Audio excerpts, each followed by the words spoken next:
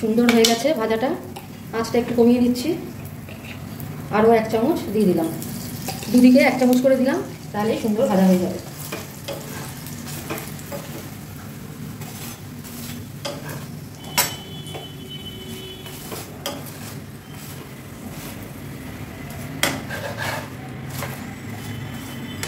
আমার কিন্তু আলুর পুর একদমই বেরোয়নি।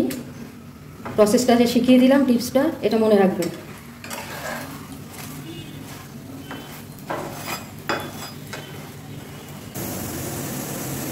এখন আমি আলুর পরোটা করব, তার জন্য আমি 3টে সিদ্ধ আলু নিয়েছি, একটা মিডিয়াম সাইজ পেঁয়াজ নিয়েছি, ছোট ছোট 3-4টে কাঁচা লঙ্কা নিয়েছি, আর লাগবে আমার চাট মশলা, সাধারণ নুন, জিরে ভাজা গুঁড়ো,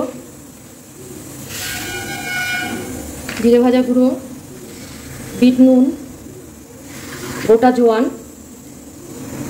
এগুলো দিয়ে আমি আগে পুরটা বানিয়ে নেব, দেখাচ্ছি পুরটা কীভাবে বানাচ্ছি। এবার আমি এই আলুগুলোকে গ্রেটারে কুড়ে নেব, গ্রেটারে এইভাবে কুড়ে নেব, তাহলে বেশি ভালো হবে। একদম চটকে মেখে দেওয়ার থেকে না, গ্রেটারে কুড়ে নেওয়া ভালো হবে। এবার আমি এই আলুটা কোড়া হয়ে গেছে, এবার একে একে সবগুলো মিশিয়ে নিচ্ছি। পেঁয়াজ কুচি করে নিয়েছি, কাঁচা লঙ্কা কুচি সব এতে দিয়ে দিলাম। এবার এতে দিয়ে দিচ্ছি 1 চামচ গোটা জোয়ান, ছোট চামচের 1 চামচ, মানে আর একটু বেশি দেবো, হাফ টিস্পুন বিট নুন, উঁচু উঁচু করে ছোট চামচের 2 চামচ দিয়ে দিচ্ছি জিরে ভাজা গুঁড়ো, দিয়ে দিচ্ছি সাধারণ নুন একটু অল্প পরিমাণেই দিচ্ছি, এটা টেস্ট করে নিয়ে তারপরে দেওয়া হবে। যে যার নিজের মতো টেস্ট করবেন, তারপরে দেখা হবে। দিয়ে দিচ্ছি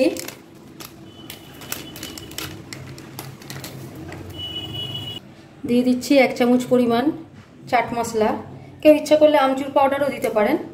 এবার এগুলোকে আমি মেখে নেব, হালকা হাতে এগুলো মেখে নেব। এবার আমি নিয়ে নিচ্ছি 2 বাটি আটা, আরও 1 বাটি নেব, কিন্তু তার মধ্যে কী কী দিচ্ছি দেখা। আর 1 বাটি আটা নিয়ে নিলাম, 2 বাটি আটা হয়ে গেল। এবার দেখাচ্ছি কী কী দিচ্ছি। এবার এর মধ্যে দিয়ে দিচ্ছি হাফ চামচ নুন, আর একটু বেশি দিচ্ছি নুন, আন্দাজ মতো নুন দিলাম। আর দিয়ে দিচ্ছি 1 চামচ 2 চামচ জোয়ান। এবার আস্তে আস্তে অল্প জল দিয়ে আমি মাখবো। এখন কিন্তু আমি তেল দিচ্ছি না, মাখার পরে আমি তেল দিয়ে একটু রেস্টে রাখবো। পরে তেল দিলে পরে জিনিসটা নরম হয়, আর তেল দিয়ে ময়ান দিয়ে যদি, মানে তেল ময়ান দিয়ে যদি আমি মাখি, তাহলে ওটা মুচমুচে হয়। তো এটা যেহেতু একটা পুর পড়বে ভেতরে, একটু নরম হওয়াটা বেশি দরকার, সেই জন্য আমি তেলটা পরে দেব। মেখে নিয়ে তারপরে দেখাচ্ছি। আমার মাখা হয়ে গেছে, এরকম মাঝামাঝি থাকবে, খুব নরমও না আবার খুব শক্তও না। এবার আমি এতে কিছুটা হোয়াইট অয়েল দিয়ে দিচ্ছি, সাদা তেল দিয়ে দিচ্ছি, রিফাইন্ড অয়েল একটু দিয়ে দিচ্ছি, দিয়ে এবার এটাকে একটু রেখে দেবো। তেলটা যত এতে ঢুকে যাবে তত এটা নরম হবে। এইভাবে মাখিয়ে ঢাকা দিয়ে কিছুক্ষণ রেখে দেবো, মিনিট 10 মতো আমি এটা রেখে দেবো। রেখে দিয়ে তারপরে দেখাচ্ছি। এবার একদম শেষে, এখন আমি আলুর বল বানাবো, তার আগে আমি এখানে দিয়ে দিচ্ছি, একদম শেষে আমি গরম মশলা গুঁড়ো দিচ্ছি 1.5 চামচ মতো, ছোটো চামচের 1.5 চামচ মতো গরম মশলা গুঁড়ো দিয়ে দিলাম। ব্যাস, এবার আরেকবার এটা দিয়ে মেখে নিয়ে, যাতে গন্ধটা ভালো থাকে সেই জন্যই শেষে দেয়া, কেউ ইচ্ছা হলে আগে দিয়ে দিতে পারেন।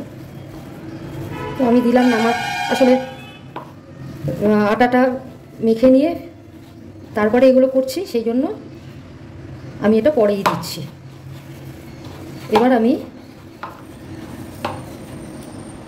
এবার আমি বল বানিয়ে নিচ্ছি বড় বড় সাইজের, কারণ আগেই বলেছি যত বড় লেচি হবে তত বড় কিন্তু বলটাও হবে, ভেতরে পুরও কিন্তু তত বড়ই হবে। এরকম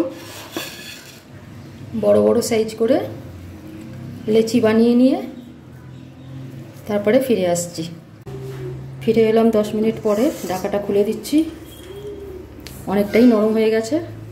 এইবারে এই সাইজেরই লেচি বানাবো। এই সাইজ আর আলুর সাইজ দুটো কিন্তু সমান, এগুলো বানিয়ে তারপর দেখাচ্ছি। এবার আমি একটা লেচি নিচ্ছি, নিয়ে আটা মাখাচ্ছি। এবার এতে পুর ভরবো, একটু বেলে নেব।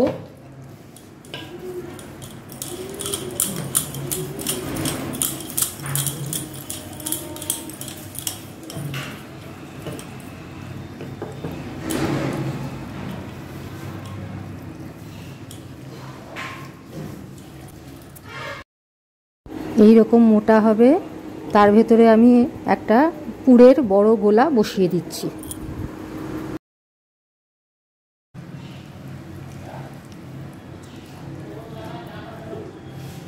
এরকমভাবে মুড়ে নেব, মুড়ে টাইট করে মুড়ে নেব।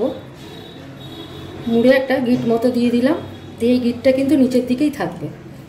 এবার গোল করে নিলাম, এইভাবে গোল করে নিলাম, নিয়ে একটু চ্যাপটা করে নিচ্ছি। চ্যাপটা করে নিয়ে এবার এখানে আমি আটা দিয়ে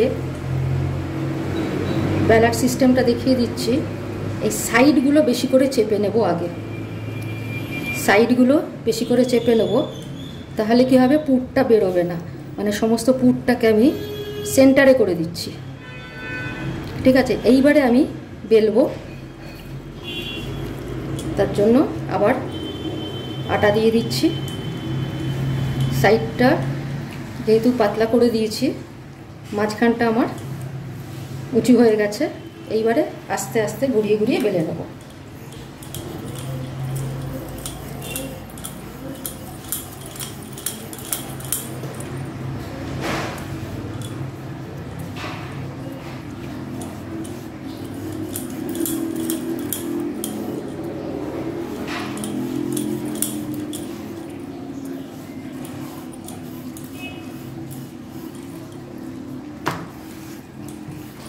ব্যাস, সুন্দর বেলা হয়ে গেছে।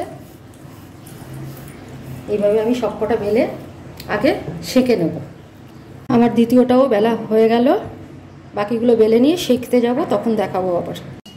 আমার সবকটা বেলা হয়ে গেছে। এবার আমি তাওয়া বসিয়ে দিয়েছি, তাওয়া মাঝারি গরম হয়েছে। এবার এতে আমি একটা একটা করে দিয়ে আগে সেঁকে নিয়ে তারপরে ভাজবো। দিয়ে দিলাম,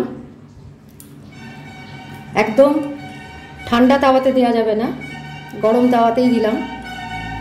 মাঝারি গরম হয়েছে, একদিক শাঁকা হয়ে গেছে। এবার আরেক দিক সেঁকবো। অন্যদিকেও সেঁকেছি তখন, এই যে অন্যদিকটা সেঁকছি। এবার এতে আমি তেল দিয়ে দেবো, রিফাইন্ড অয়েল দিয়ে দিচ্ছি।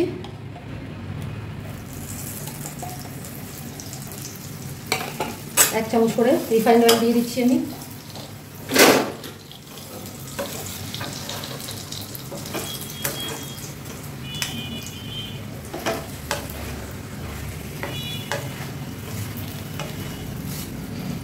এবার উল্টো দিকটাও ভেজে নেব। সুন্দর হয়ে গেছে ভাজাটা। আঁচটা একটু কমিয়ে নিচ্ছি, আরও এক চামচ দিয়ে দিলাম। দুদিকে এক চামচ করে দিলাম, তাহলে সুন্দর ভাজা হয়ে যাবে।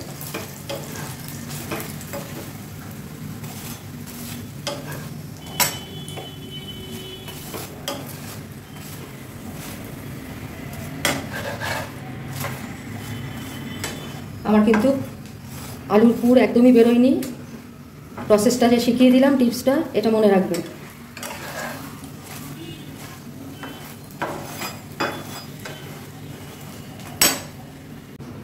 আমার আলুর paratha with tomato sauce ready to serve. আজকের মতো রান্না এখানেই শেষ করলাম। পরবর্তীকালে নেক্সট দিন আবার অন্য কোনো রেসিপি নিয়ে ফিরে আসব। ততক্ষণের জন্য লাইক, শেয়ার, সাবস্ক্রাইব করতে ভুলবেন না আমার পরবর্তী রান্নার নোটিফিকেশন পাওয়ার জন্য। ধন্যবাদ।